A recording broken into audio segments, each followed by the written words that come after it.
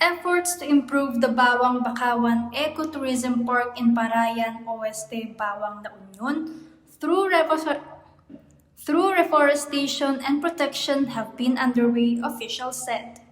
Located in a 49.8-hectare protected mangrove forest, the Eco Park serves as a vital coastal defense against flooding, storm surges, and habitat for at least 12 mangrove species. It is managed for ecotourism such boardwalk, boating, and bird watching and provides livelihood to local communities. The mangrove protection has been extended in barangays Pudok, Payokpok Norte, and Payokpok Sur, the town officials added. The site, often called the Bawang Bakawan Ecotourism Park, features a boardwalk and offers activities like kayaking, bird watching, and educational tours. The reforestation, a marine protected area, has been done to protect the coastline and boost local biodiversity, including fish, crabs, and oysters.